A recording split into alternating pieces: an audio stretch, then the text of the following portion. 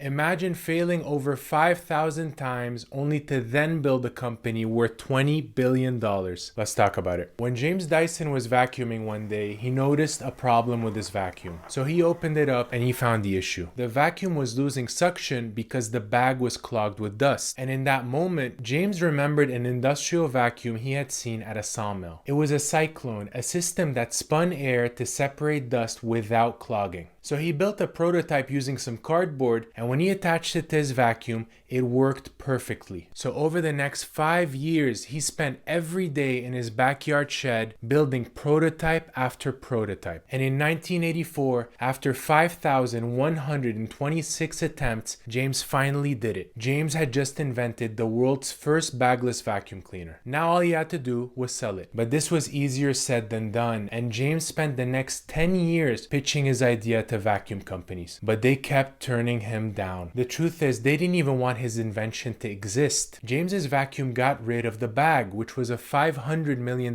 market for them. Just like razor companies rely on selling blades to make most of their profit, vacuum companies relied on bags. So James was about to disrupt their entire business model, and they were not about to make it easy for him. James faced lawsuit after lawsuit and a mountain of debt. Then he finally caught a break. A Japanese company licensed his technology in a vacuum called the G-Force. It became a status symbol in Japan, and it gave James a lifeline. So then he launched his own vacuum and he called it the Dyson DC-01. But the odds were stacked against it. James had made a unique design choice. The vacuum had a transparent bin where you could see the dust swirling around. Now, market research had found that people would not want to see the dust inside their vacuums, but James did not care. He thought it was satisfying to see, and it gave visual evidence that the vacuum was working. And he was right. The DC-01 took off and became the best-selling vacuum in the UK. But what really put Dyson on the map was their first TV commercial in the US. Most vacuum ads at the time tried to appeal to housewives, which was an extremely dated stereotype, but Dyson went the opposite direction. Their commercial was James telling his story as an inventor and explaining what made his vacuum different. This commercial became iconic, and Dyson sales went through the roof. So now that they had all this momentum, Dyson could go all in on innovation and expand into new categories. One day, Dyson engineers were working on technology that used a powerful stream of air, and it just so happened that one of them had their hands wet, and they noticed that the air dried them instantly. So they pivoted and decided that this technology would be great for a hand dryer. Then they thought this strong airflow could make a great fan. Then later, as they developed more powerful, lighter motors for their vacuums, they wondered what else could benefit from a lighter motor. Then it hit them, a hair dryer, because it's used overhead and needs to be comfortable to hold. And over the years, they've been making their vacuums and hair dryers quieter, so as a result, they've become experts in acoustics and noise cancellation. So they created headphones. And one thing Dyson products have in common is they take a basic everyday product and elevate it. And a premium product comes at a premium price. So naturally, this comes with skeptical people thinking, I could get this done cheaper. And to address that, that's where Dyson's genius marketing comes in. Starting with their design philosophy. Dyson products have a futuristic aesthetic that's also industrial. They use bright pops of yellow that you'd see in a factory, which communicates that the machine is heavy duty and can handle any mess you throw at it. We even see a part that's shaped like a jet engine, and this makes you subconsciously think that the technology underneath is powerful and that the machine is built to last. And to prove that they're built to last, Dyson shows it in their content. They post videos showing the incredible lengths that they'll go to stress test their machines. They drop, hit, smash their machines thousands of times to simulate decades of use. And if a machine eventually breaks, they'll redesign it until it doesn't. Then they do a complete 180 from the destruction and lean into satisfaction. They post these 1 hour long ASMR videos of their vacuums in action, and it's incredibly satisfying to watch. And it takes something as dreaded as cleaning and turns it into a satisfying experience. They also work with cleaning creators who've made an art out of cleaning their homes. And this content makes you subconsciously think, maybe cleaning wouldn't be so bad if I had a Dyson. And Dyson products work so well in content. They pretty much sell themselves as soon as you see them in action. This green laser on their V15 vacuum went viral for how it reveals invisible dust on the ground. But their most viral product has been the Air Wrap, because of how it uses air to style hair instead of the damaging heat of typical styling tools. And this video shows the instant impact it has on frizzy hair. And this product broke the internet. But just like any premium product that goes viral, it comes with a wave of people looking for dupes. And Dyson tackles this in such a smart way by flipping the perspective. As in, the decision isn't between Dyson and a cheaper alternative, it's between the innovator and the imitator. This is Dyson's way of reminding everyone that they're so ahead of the rest in research and technology. And they've been doing this. Here's a commercial from the 90s where they say if you're looking for something that's just like a Dyson, it's gonna have to be a Dyson. They're basically saying the competition doesn't come close. And another way they make this point is by using the us versus them content angle. Here they're comparing their product to the competition and making it clear that Dyson products are on a different level. And to me, they're also on a different level in how they market their complicated technology. They're so creative in how they visually show their product's features. And this is where so many brands with complex tech completely miss the mark because they rely on jargon and specs, whereas Dyson makes it so approachable and easy to understand. For example, here's a virtual out-of-home video of their LED light placed next to a bridge, and as time passes, you see the light adjusting to match the daylight. This is such a creative way to show the product's main feature. Another creative thing that Dyson does is frame their features negatively. For example, in this commercial, they say that Dysons have one major disadvantage. Because they don't lose suction like other vacuums, you're gonna have to empty the bin more often. It's so clever because they're presenting their product's main strength as if it were a flaw. Usually brands are always talking in positives, so by flipping this dynamic on its head, Dyson leaves you with something more memorable. And their out-of-the-box marketing is not just online. Dyson demo stores are not your typical appliance store. They're these really elevated spaces where you can experience Dyson technology in person. The key word is experience because you can get your hair done by Dyson hairstylists. You can get your product case monogrammed with your initials. And this is the attention to detail that sets Dyson apart. The last thing I'll say is this.